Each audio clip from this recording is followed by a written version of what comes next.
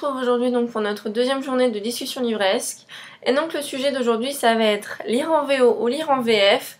Les avantages, les inconvénients, est-ce que c'est un problème de barrière de la langue, est-ce que c'est par flemme, qu'est-ce que vous pensez au niveau des traductions, tout ça.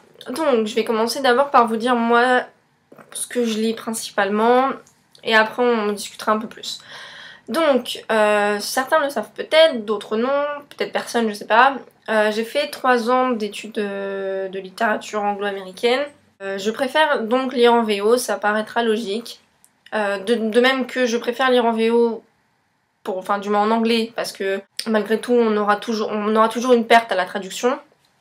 Même s'il y a des traductions absolument magnifiques, je ne dis pas du tout le contraire. Pour lire en VO, il n'y a pas que l'anglais, il y a évidemment l'espagnol, l'italien, l'allemand, toutes les langues possibles et imaginables. Malheureusement, j'ai un niveau d'espagnol qui est... je peux le comprendre parce que j'en ai fait quand même pendant 5 ans, je crois.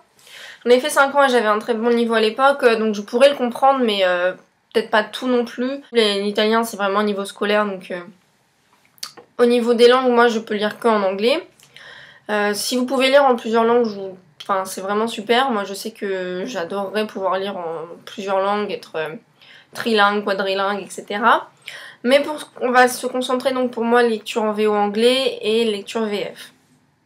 Je préfère lire en anglais parce qu'on reste vraiment sur le sens. Par exemple, il y a de l'humour ou de l'ironie qui n'est pas forcément toujours bien traduit en français, ou d'autres expressions qui sont un peu difficilement traduites, tout ça, donc bon.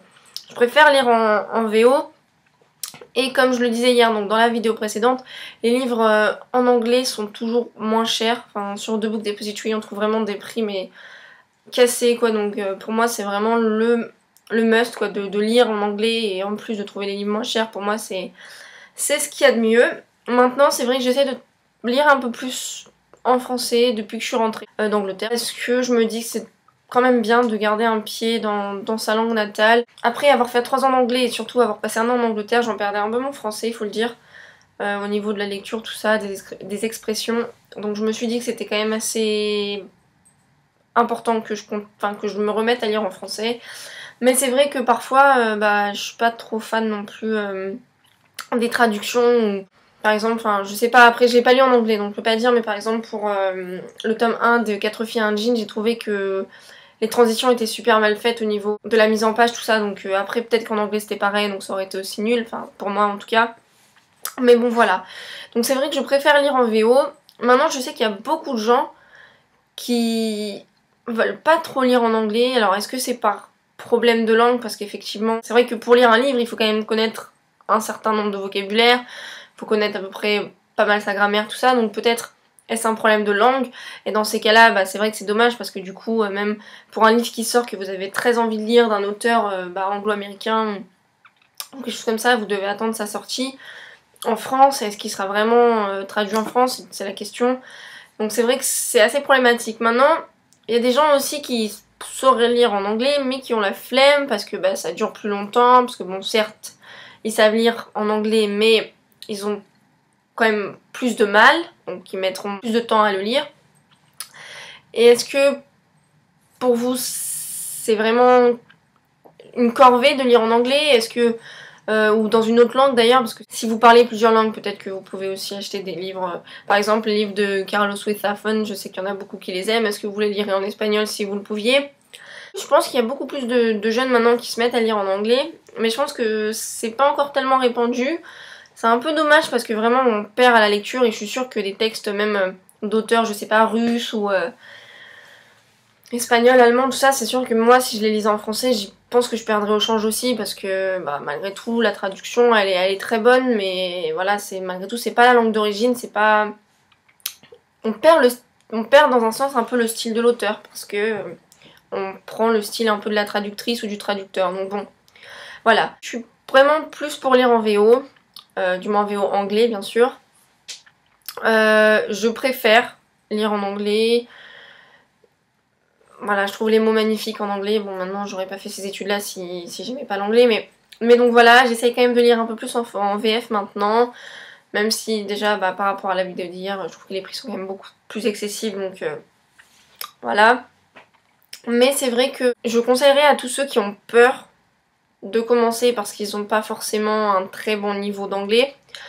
De commencer par quelque chose de simple, s'ils ont envie de lire en VO bien sûr, hein, parce que si vous en avez pas envie, ça sert à rien. Mais si vous avez envie mais que vous avez peur, essayez avec des romans d'enfants, des trucs simples. Essayez de trouver voilà, des petits albums pour enfants ou autres et de vous y mettre petit à petit. Ou de prendre un bouquin, un fin bouquin, assez simple. Par exemple, je pense que Jennifer Smith qui a écrit The Probability of Love at First Sight est assez simple, je pense, et en plus il est sorti en français. Donc ce que vous pouvez faire aussi, c'est de prendre un livre que vous aimez en français, le lire, laisser à peu près passer, je sais pas, un mois peut-être, et essayer de le lire en anglais. Voilà, il y a plusieurs façons de pouvoir s'y mettre, et vraiment si vous avez envie mais que vous avez peur, essayez de vous y prendre petit à petit, n'ayez pas peur, c'est pas insurmontable, et plus on s'y fait, plus on lit, et plus on rencontre ces mêmes mots de vocabulaire, plus on rencontre ces mêmes formules de phrases, et du coup après ça va tout seul. Donc voilà, si vous avez peur et que c'est pas forcément juste de la flemme ou juste parce que vous aimez pas les lire dans d'autres langues, voilà, après il faut quand même avoir un minimum de base dans une langue pour pouvoir lire dans cette langue-ci. Donc effectivement, si vous savez pas parler, je sais pas moi, portugais et que vous lisez un livre en portugais, ça risque d'être compliqué. Donc voilà. N'hésitez pas à me dire ce que vous pensez des livres en VO, que ce soit bon, anglais, tous les autres langues possibles, ce que vous pensez de la VF, si vous pensez que parfois il y a des problèmes de traduction, si vous préférez, si vous aimeriez tenter de lire un livre en VO. Bref, n'hésitez pas à laisser toutes les pensées que vous pouvez sur ce sujet. Et moi je vous dis à demain pour le prochain sujet et je vous souhaite une très bonne journée. Bye!